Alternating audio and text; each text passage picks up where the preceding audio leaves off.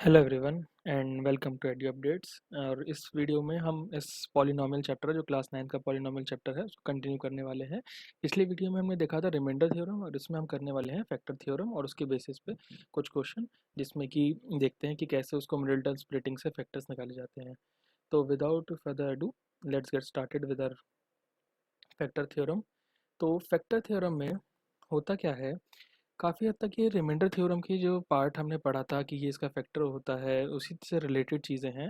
तो इसमें होता क्या है कि अगर कोई एक पॉलिनोमियल पी एट एक्स है जिसकी डिग्री ऑब्वियसली मैंने बताया था कि ग्रेटर देन वन होनी चाहिए, और ए कोई भी एक रियल नंबर है। ठीक है, क्या है कि एक पॉलिनोमियल पी एट एक्स से कोई भी जिसकी डिग्री वन से ग्रेटर होगी और ए कोई भी एक रियल नंबर है, तो उस केस में हम कहते हैं कि एक्स माइनस ए जो है ना, वो इस पॉलिनोमियल का फैक्टर कब हो सकता है, जब P at A is equal to zero हो जाए।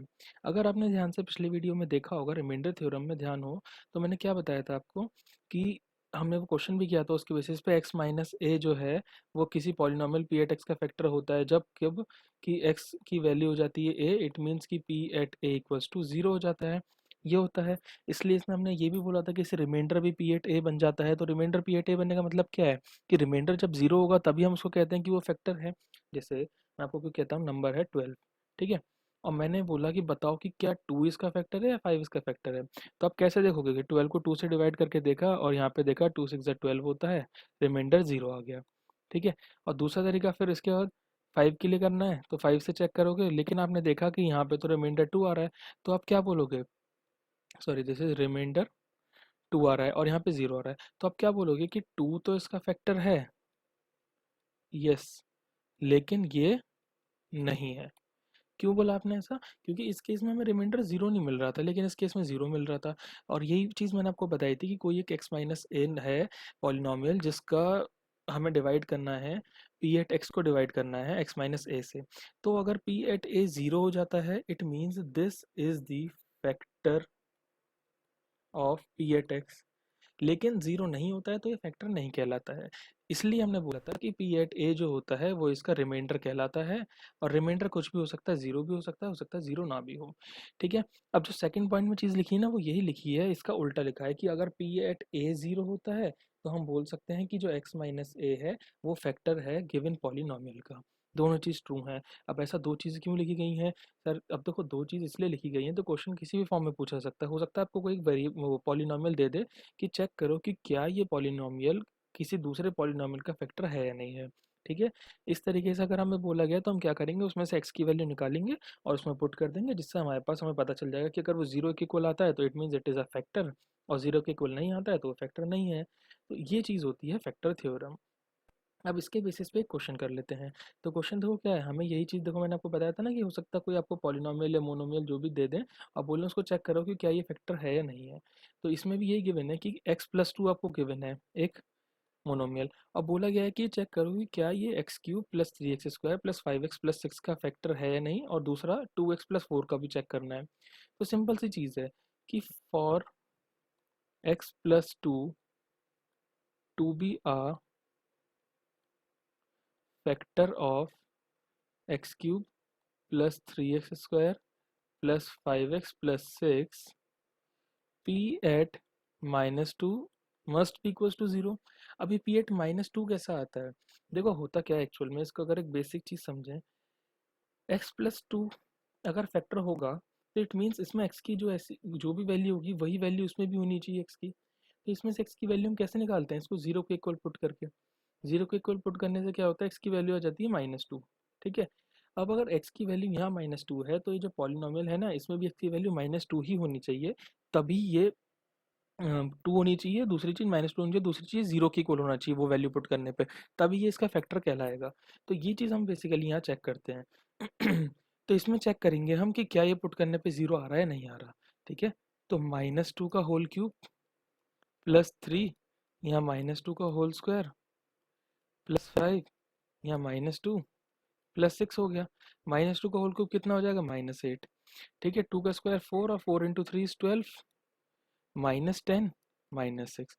देखो 12 है प्लस वाला, इसको अलग कर लेते हैं। माइनस टेन माइनस एट कितना हो जाएगा, माइनस एटीन, और माइनस सिक्स कितना हो जाएगा फिर 24। -24, तो इसका आंसर तो लेकिन -12 आ रहा है और ये 0 के इक्वल नहीं है। तो सो x + 2 इज नॉट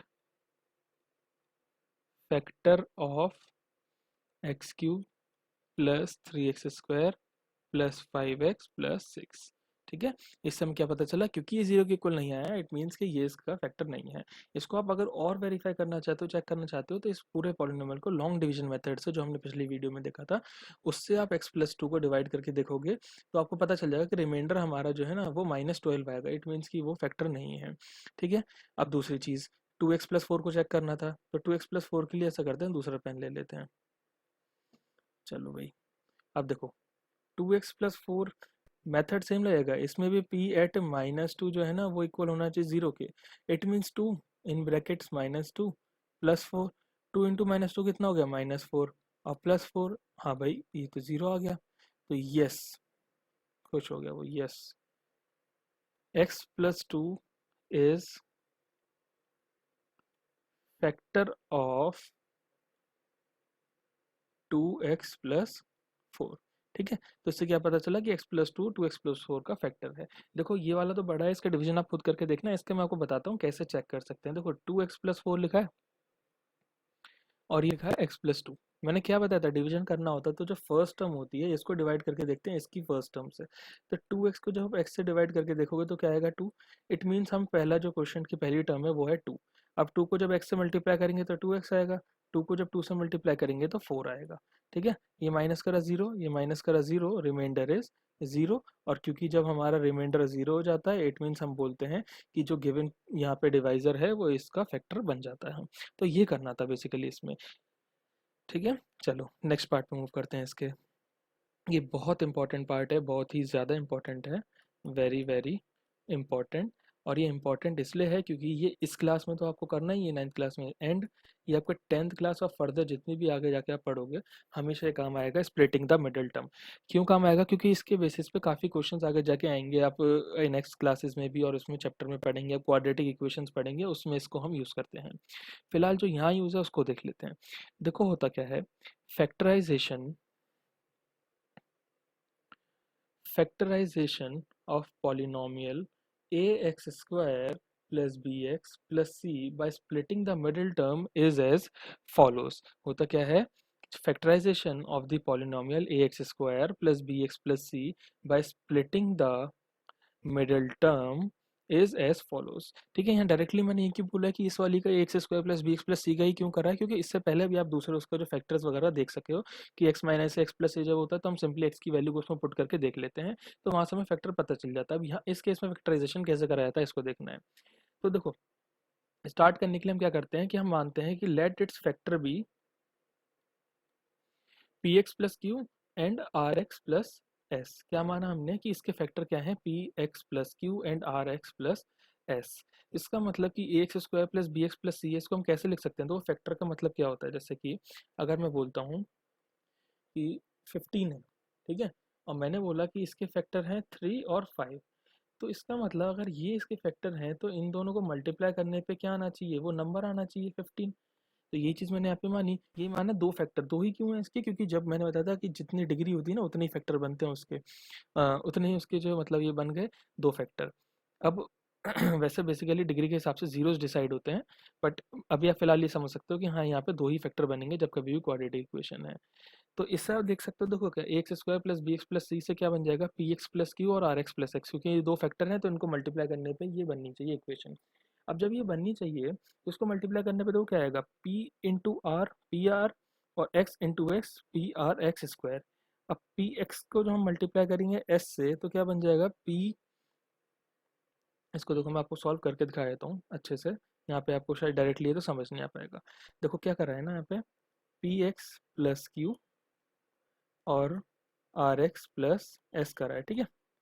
तो पी आर एक्स स्क्वायर, चलो समझ आ गया यहाँ तक, प्लस ये P S plus Q are x कैसा है, ये इसका तरीका ये है कि यहाँ पे जो लिखा था पी एक्स, इसको मल्टीप्लाई करा पहले एस से, फिर जो यहाँ लिखा है क्यू, इसको मल्टीप्लाई करा आर एक्स से, plus Q multiply by R X, और फिर क्यू को मल्टीप्लाई करा एस से, प्लस क्यू एस।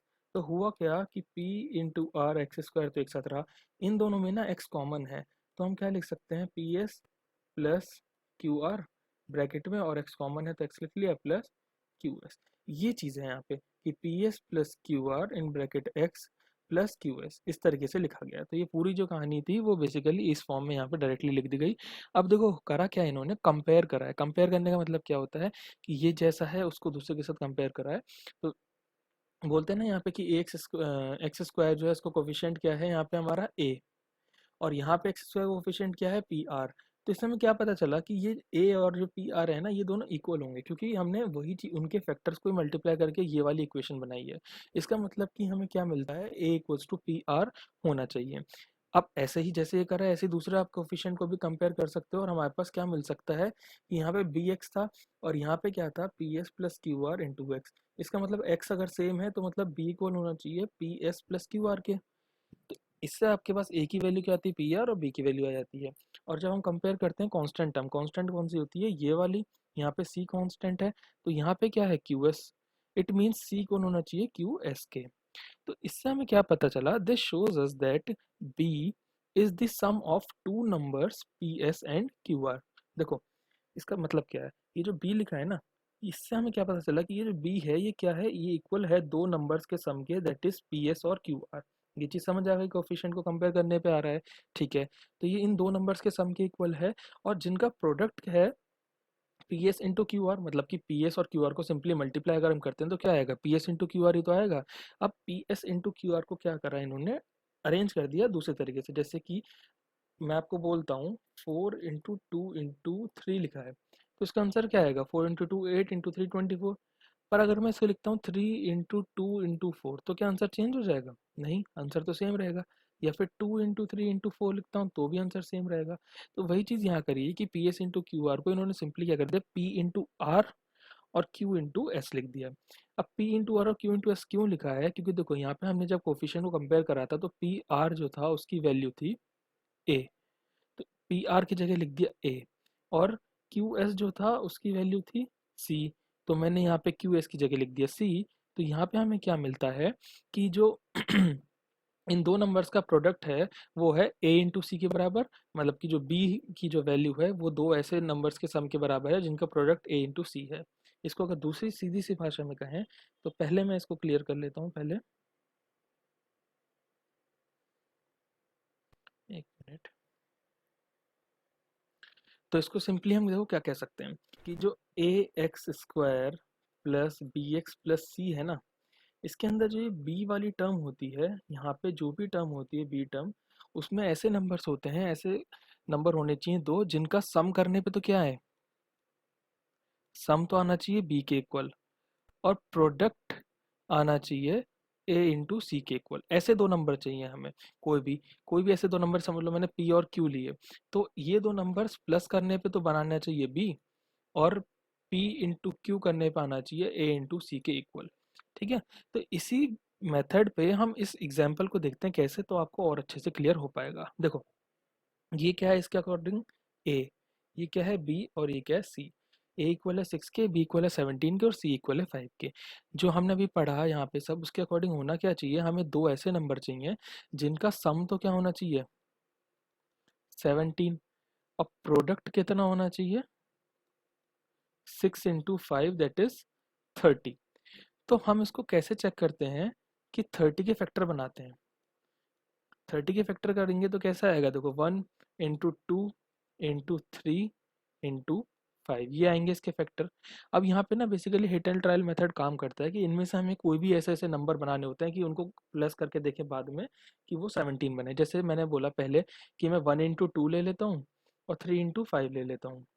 ठीक है, अब देखो 2 + 5 करने पे 17 आ रहा है, और 15 इंटू 2 करने पे 30 आ रहा है।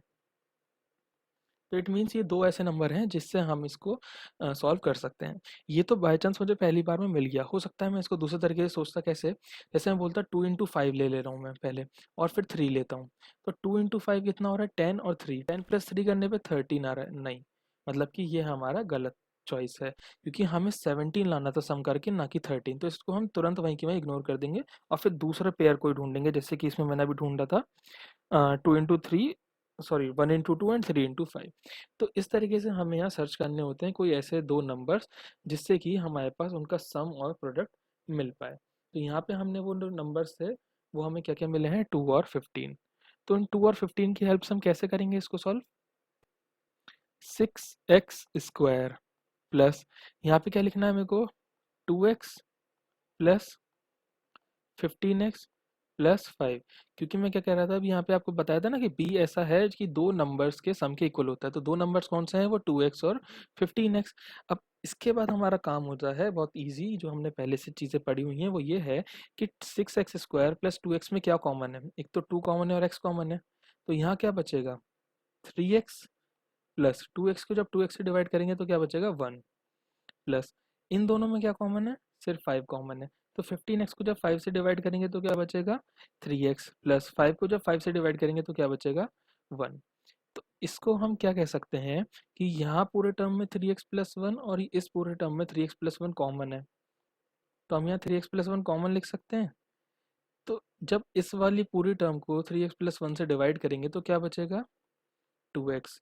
प्लस का साइन है तो प्लस लगा देंगे और फिर इस वाली पूरी टर्म को 3x प्लस 1 से डिवाइड करेंगे तो क्या बचेगा, 5। इट मीन्स कि ये दो नंबर हैं जो गिवन हमारी इक्वेशन के, जो गिवन सॉरी पॉलिनोमियल के फैक्टर बन जाते हैं, दैट इज 3x प्लस 1 और 2x प्लस 5। तो यहाँ लिखा था ना px प्लस क्यू और rx प्लस एस की फॉर्म में होनी चाहिए, तो वो यही है px plus Q rx plus S. इस तरीके से हमने दो फैक्टर इसके फाइंड कर लिए। चलो नेक्स्ट स्लाइड पर मूव करते हैं। इसमें नेक्स्ट है इसमें क्वेश्चन जो भी हमने करे हैं। पहला क्वेश्चन है फैक्टराइज करना है y² minus 5y plus 6 by using the factor theorem. दूसरा है factorise this splitting the middle term. अब इसमें हमें क्या करना है, पहले मिडिल टर्म वाले को देखते हैं क्योंकि अभी अभी आपने ये पढ़ा है। तो मिडिल टर्म वाले को स्प्लिट करके कैसे, मतलब मिडिल टर्म स्प्लिटिंग से कैसे हम फैक्टराइज करते हैं। क्या करा था हमने, 6x² प्लस 5x माइनस 6 पहले ही लिखा था। इसमें देखा कि इसमें लिख लेते हैं हम, a की वैल्यू 6 है, b की वैल्यू 5 है और c की वैल्यू -6 है। ध्यान रखना जो इक्वेशन होती है वो होती है ax², सॉरी इक्वेशन ही जो पॉलिनोमियल होता है वो होता है ax² plus bx plus c। तो यहाँ प्लस होते हैं सारे, तो यहाँ अगर यहाँ साइन कोई माइनस है तो आपको माइनस साइन के साथ ही इसको कंसिडर करना पड़ेगा। क्या बताया था कि b ऐसा होना चाहिए, मतलब दो नंबर्स ऐसे होने चाहिए जिनका सम इक्वल हो b के, दैट इज 5, और प्रोडक्ट जो है वो इक्वल होना चाहिए a इंटू सी के, that is 6 into -6 is equals to -36। तो मतलब कि 36 के फैक्टर करने पड़ेंगे हमें। 36 के फैक्टर करेंगे तो 1 multiply by 2 multiply by 2 multiply by 3 multiply by 3। 2 into 4, 4 into 3 is 12 and 12 into 3 is 36। इसको आप सिंपली अगर ये समझना है तो उस तरीके से कर सकते हैं एलसीएम वाले मेथड से। ये वही चीज़ है जो प्राइम फैक्टराइजेशन वाला मेथड होता है। तो ये इसके हमने फैक्टर्स बना लिए।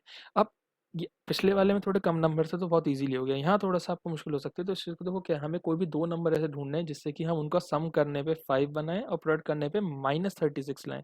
ये ध्यान रखना कि माइनस का 36 है। फैक्टर लेते समय साइन इग्नोर कर देते हैं, लेकिन नंबर ढूंढते समय हमें साइन का ध्यान रखना है। ठीक है, तो चलो ट्राई करते हैं। तो पहले मैंने क्या ले लिया, 1 into 2, तो 2 एक नंबर हो गया। अब इसके बाद जो बचे वो सारे लेने पड़ेंगे, क्योंकि ऐसा नहीं कि हम एक नंबर को छोड़ देंगे, क्योंकि नहीं तो प्रोडक्ट उसका 36 आ ही नहीं सकता। 1 into 2 2 हो गया, तो मतलब कि 2 into 3 6, 6 into 3 इज 18 बचा। ठीक है, तो क्या 2 और 18 को किसी भी तरीके, चाहे हम प्लस करें चाहे माइनस करें, 5 तो नहीं आ सकता ना। तो मतलब ये गलत चॉइस है। दूसरा देखते हैं, 2 into 2 देखते हैं, 4 आया। तो क्या बचा, 1 into 3 into 3, तो 3 into 3 क्या बचा, 9। अब 4 और 9 से 36 मल्टीप्लाई करके बन रहा है, लेकिन हमें चाहिए माइनस का, तो इट मीन्स इनमें से एक नंबर माइनस का होना चाहिए। प्रोडक्ट के केस में प्रोडक्ट अगर हमें चाहिए, मल्टीप्लाई मतलब करना है, तो कोई भी नंबर हम माइनस का ले सकते हैं, कोई फर्क नहीं पड़ेगा, -36 आंसर आ जाएगा। लेकिन हमें क्या चाहिए, उन दो नंबर्स को प्लस करने पे 5 आना चाहिए। तो अगर मैं 4 + 9 करता हूँ तो 13 आएगा, मतलब ये नहीं कर सकता। तो मतलब मुझे 4 - 9 करना पड़ेगा, क्योंकि 4 - 9 करने पे -5 आ जाएगा, तो भी नहीं कर सकता। तो ये भी गलत है। तो इसका मतलब कि मुझे 9 तो लेना पड़ेगा प्लस का और 4 लेना पड़ेगा माइनस का, तब जाके मेरा आंसर सही आएगा। -5 आएगा नंबर, और 9 मल्टीप्लाई बाय -4 करने पे आ जाएगा -36। तो ये दोनों ही, सॉरी ये प्लस का आएगा, माइनस गलती से लिख दिया मैंने। तो फिर ये दोनों एकदम जो है करेक्ट हो जाएंगे। तो ये हमारी जो नंबर पे है वो पहला नंबर है 9, दूसरा -4। ठीक है, तो इसको जब हम आगे सॉल्व करेंगे तो इसको क्या लिखेंगे हम, 6x² plus 9x plus in brackets -4x। इसको थोड़ा सा एक बार रब करके सही कर देते हैं। हाँ, तो ये बन गया -4x और -6। ठीक है, दो नंबर हो गए जिनका सम करने पे 5x मिल रहा है और मल्टीप्लाई करने पे -36 मिल रहा है। तो इसको आगे देखो सॉल्व करते हैं। तो 6x² प्लस 9x, ब्रैकेट हटा दूंगा तो -4x -6। ये मत करना, फिर से माइनस कर दो, फिर कहीं उसी इक्वेशन में पहुंच जाओ। ये आगे नहीं होना चाहिए। ठीक है, अब 6x² और 9x में क्या कॉमन है? x तो साफ साफ दिख रहा है, और 6 और 9 में 3 कॉमन है, तो हम कह सकते हैं 3x इसमें कॉमन है। अब जब आप 6x² को डिवाइड करोगे 3x से, तो क्या बचेगा? 3 से 6 कटेगा 2 टाइम्स, और x से ही कट जाएगा, इट मीन्स कि 2x आ जाएगा। तो यहाँ बचेगा 2x प्लस, जब 9x को 3x से डिवाइड करोगे तो क्या आ जाएगा? 3। इन दोनों में माइनस साइन कॉमन है और 2 कॉमन है, तो 4x डिवाइड बाई 2 करेंगे तो 2x आ जाएगा, और -6 डिवाइड बाई -2 करेंगे तो प्लस का 3 आ जाएगा। अब फिर से वही देखो, ये एक पूरी टर्म बन गई है और ये एक पूरी टर्म बन गई है। इन दोनों ही में 2x प्लस 3 कॉमन है, तो यहाँ क्या बचेगा? 3x, और यहाँ क्या बचेगा? -2। Now these two are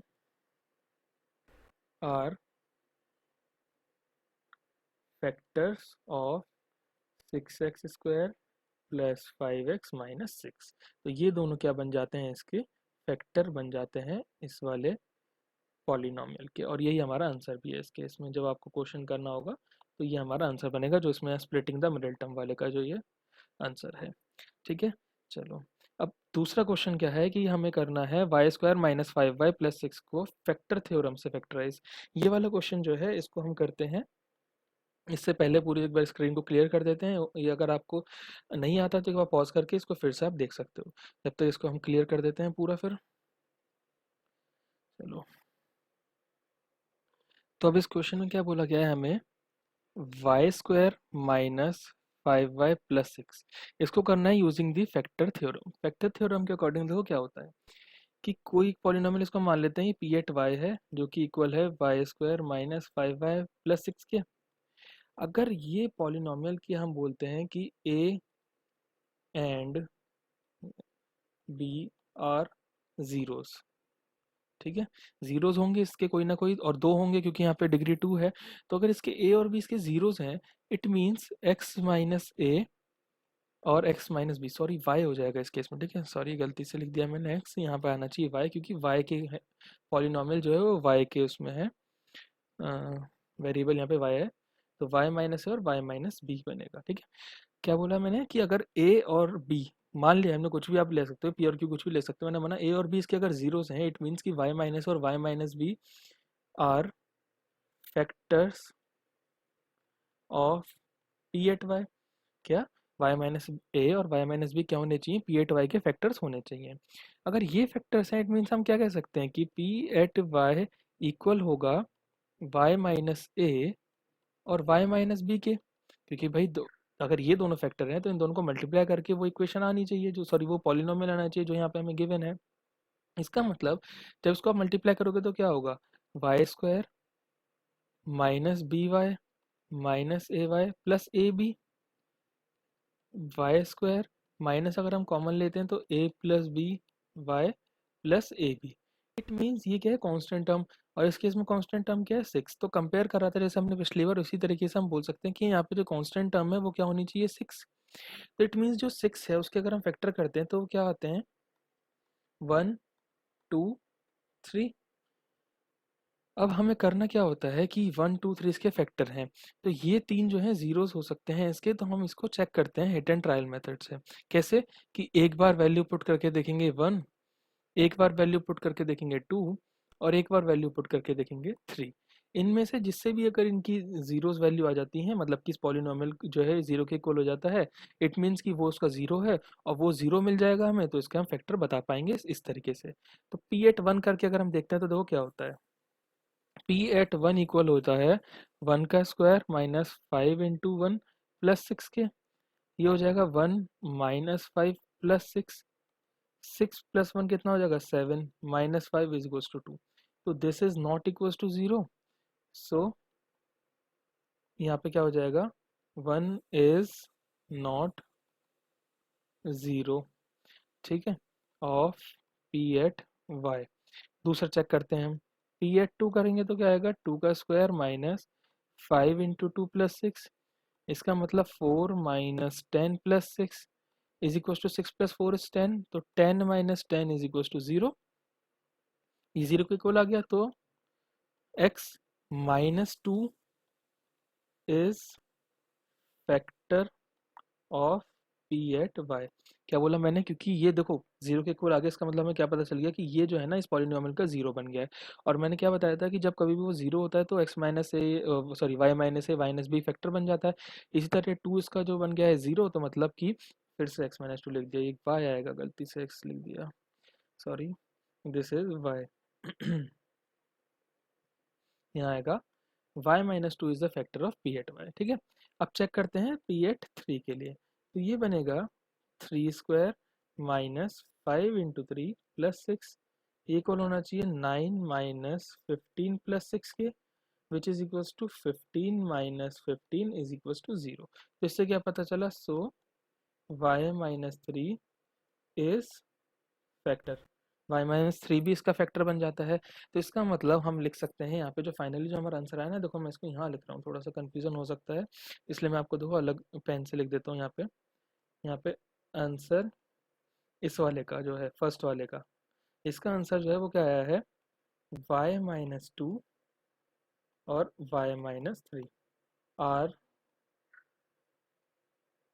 factors of Y square minus 5y plus 6। इसको ऊपर लिख दूँ क्या, यहाँ पे इस तरीके से लिख दिया मैंने यहाँ पे, कंफ्यूजन ना हो जिससे आपको, ठीक है ना। तो ये इसके फैक्टर बन गए।